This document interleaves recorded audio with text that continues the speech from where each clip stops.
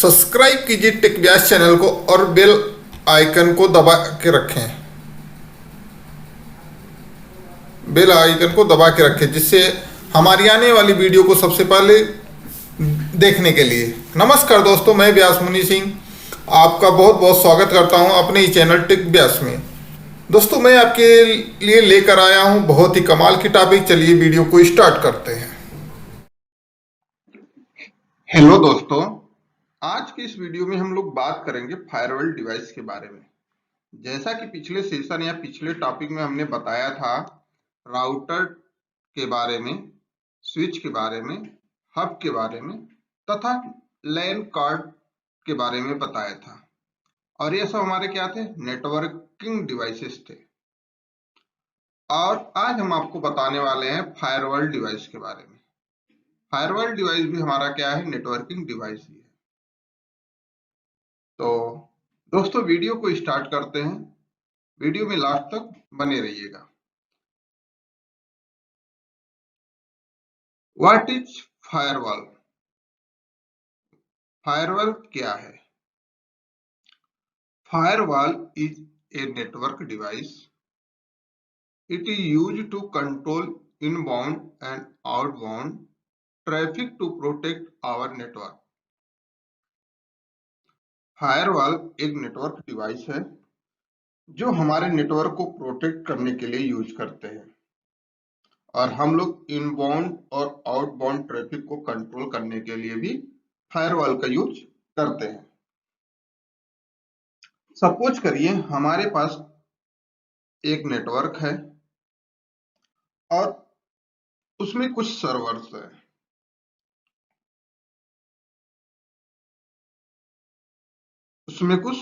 है। और ये हमारा एक यूजर है जो इंटरनेट से कनेक्ट है। जो हमारा सर्वर है और जो हमारा यूजर है, ये सब आपस में क्या है? इंटरनेट से कनेक्ट है। और जो हमारा सर्वर है वह इस कंप्यूटर से भी कनेक्ट है। अब ये जो हमारा सर्वर है वह इस कंप्यूटर से कनेक्ट है और कम्युनिकेट भी करता है। और यह जो हमारा कंप्यूटर है वह इस सर्वर से कनेक्ट है और इस सर्वर से कम्युनिकेट भी करता है। अब होता क्या है दोस्तों, बहुत सारे हैकर्स बैठे होते हैं और हैकर्स को हमारे नेटवर्क का पता चल जाता है। तो हैकर्स हमारे नेटवर्क में क्या कर सकते हैं? अटैक कर सकते हैं।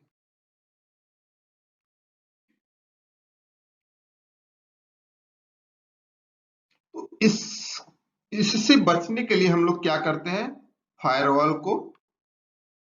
फायरवॉल डिवाइस को सर्वर और इंटरनेट के बीच में हम लगा देते हैं। ये हमारा फायरवॉल डिवाइस है, जो दिख रहा है आपको रेड कलर में फायरवॉल लिखा हुआ है। और उस फायरवॉल डिवाइस पे हम लोग फायरवॉल पॉलिसी को डिफाइन करते हैं। अब फायरवॉल पॉलिसी डिफाइन करने के बाद हम लोग क्या बताते हैं? सपोज करिए यह सर्वर जो बाहर से कम्युनिकेट कर रहा है,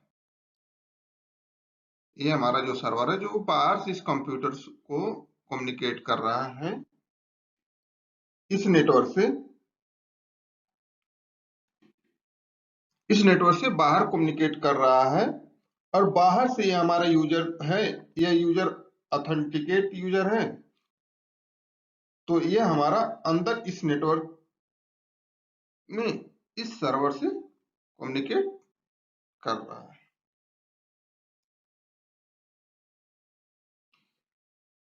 और इसके साथ कोई भी हैकर्स हमारे नेटवर्क में अटैक ना कर पाए, तो हम लोग इस तरह के एक फायरवॉल डिवाइस का यूज करते हैं और उस पर फायरवॉल पॉलिसी को डिफाइन करते हैं। मतलब दोस्तों, हम इजी तरीके में आपको बताते हैं कि हमारे पास एक नेटवर्क है जिसमें कुछ सर्वर्स हैं और एक यूजर है, जो ये सब आपस में इंटरनेट से कनेक्ट है।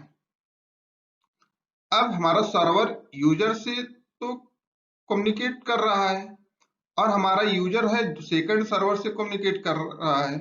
बट इन तीनों के बीच में मतलब सर्वर और यूजर और सर्वर के बीच में कोई हैकर्स अटैक ना कर पाए, उसके लिए हम लोग क्या करते हैं, एक फायरवॉल डिवाइस का यूज करते हैं और उस फायरवॉल डिवाइस पे हम लोग फायरवॉल पॉलिसी को डिफाइन करते हैं, जिससे कि ये यूजर ही इस सर्वर से कम्युनिकेट कर पाए, ना कि एनी अदर हैकर्स अटैक कर पाए, अटैक करे।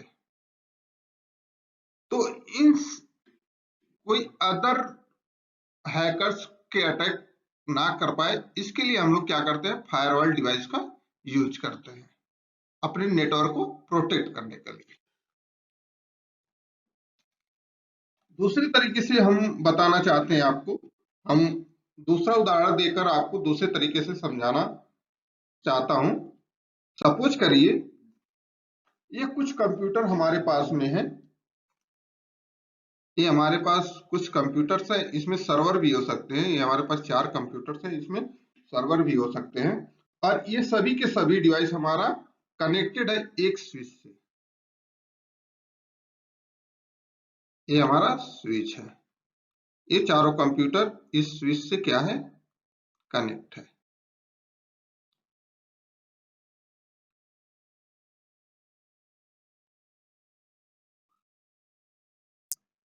अब जो स्विच हमारा है वह इंटरनेट से कनेक्ट है।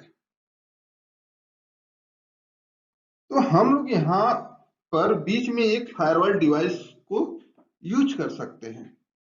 यहाँ पर बीच में हम लोग एक फायरवॉल डिवाइस को यूज कर सकते हैं, कहाँ पे, लोकल नेटवर्क और इंटरनेट के बीच में। यहाँ पे हम लोग एक फायरवॉल डिवाइस को यूज कर सकते हैं और इस फायरवॉल डिवाइस पे हम लोग कुछ फायरवॉल पॉलिसी को डिफाइन कर सकते हैं। सपोज करिए इस कंप्यूटर का आईपी 10.1.1.1 है, इस कंप्यूटर का आईपी 10.1.1.2 है, इस कंप्यूटर का आईपी 10.1.1.3 है, इस कंप्यूटर का आईपी 10.1.1.4 है।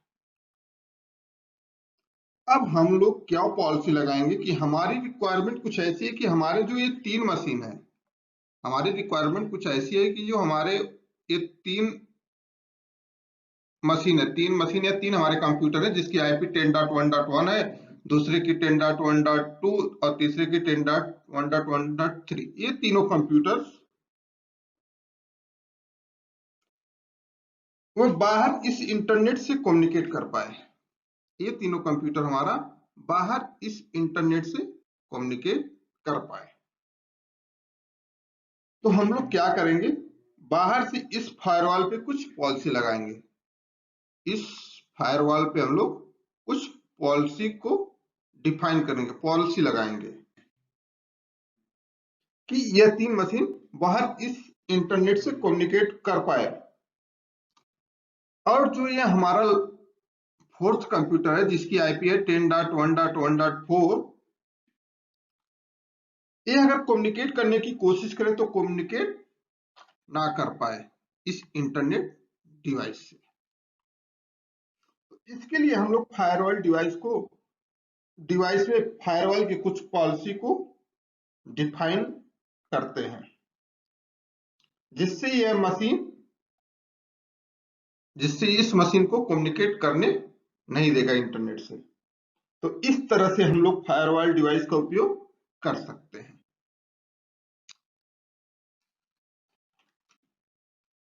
या और एक तरीका बताते हैं आपको,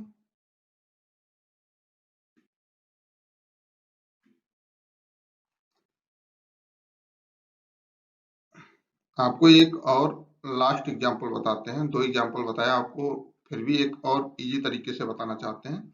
ये जो हमारे 4 कंप्यूटर है, ये इस स्विच से कनेक्ट है।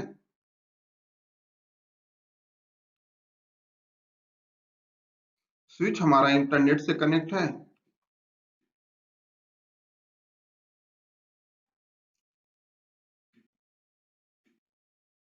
और इंटरनेट पे हमारा एक यूजर है जो इंटरनेट से कनेक्ट है। दो यूजर है जो हमारे इंटरनेट से कनेक्ट है। अब हम लोग फायरवॉल डिवाइस पर पॉलिसी लगाएंगे। ये जो हमारा फायरवॉल डिवाइस है इस पे हम लोग पॉलिसी लगाएंगे कि यह जो यूजर वन है वह हमारे नेटवर्क को कम्युनिकेट कर पाए, वह हमारे इन सभी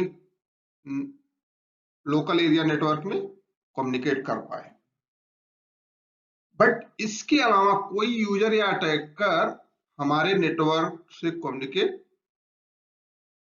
ना कर पाए। तो उसके लिए क्या करेंगे हम लोग,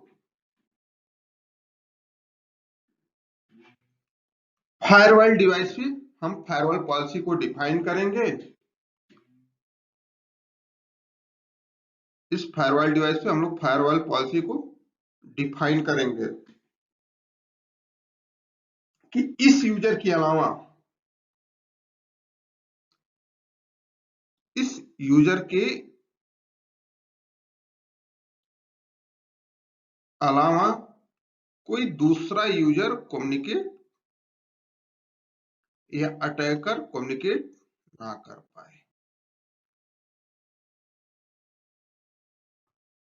तो दोस्तों ये सारी पॉलिसी हम लोग इस फायरवॉल पे डिफाइन कर सकते हैं।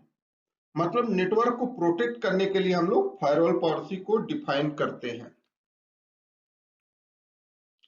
इसके अलावा भी हम लोग बहुत सारी पॉलिसी को डिफाइन कर सकते हैं फायरवॉल पॉलिसी में।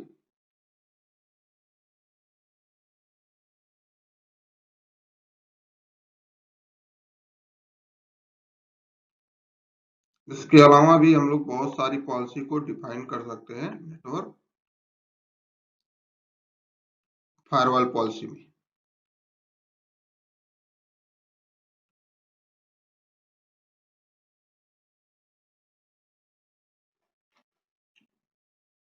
जैसे हम लोग फायरवॉल पॉलिसी पे यूआरएल फिल्टर लगा सकते हैं। URL filter means you R L, जैसे जितने भी यूजर हैं ये लोग इंटरनेट से कम्युनिकेट तो कर पाएंगे थ्रू फायरवॉल, लेकिन जब भी ये सभी लोकल एरिया नेटवर्क से बाहर कम्युनिकेट करेंगे या वेब ब्राउजर पे फेसबुक या सोशल मीडिया का कोई भी यूआरएल को एक्सेस करना चाहेंगे तो एक्सेस ना कर पाए। दूसरे तरीके से आप सपोज करिए आप किसी कंपनी में काम कर रहे हैं और उस कंपनी की रिक्वायरमेंट है कि हमारी जितने भी एम्प्लॉय हैं वह कोई भी सोशल वेबसाइट को एक्सेस ना कर पाए, जैसे फेसबुक, इंस्टाग्राम, लिंक्डइन etc। ये जितने भी वेबसाइट है सोशल वेबसाइट उसको हमारे एम्प्लॉय एक्सेस ना कर पाए। तो उस समय हम लोग यूआरएल फिल्टरिंग को इस फायरवॉल डिवाइस पर डिफाइन कर सकते हैं। फिर सारे के सारे सोशल वेबसाइट को फिल्टरिंग कर सकते हैं इस फायरवॉल डिवाइस पे, जिससे यूजर जब यूआरएल पे सोशल वेबसाइट एक्सेस करना चाहेगा तो एक्सेस नहीं होगा। तो इस तरह से हम लोग सारे यूआरएल वेबसाइट को फिल्टरिंग करवा सकते हैं जिससे यूजर हमारा सोशल वेबसाइट का एक्सेस नहीं कर पाएगा। तो हम लोग इस टाइप की पॉलिसी अपने नेटवर्क के बाहर डिफाइन कर सकते हैं अपने फायरवॉल डिवाइस पे और अपने नेटवर्क को प्रोटेक्ट कर सकते हैं।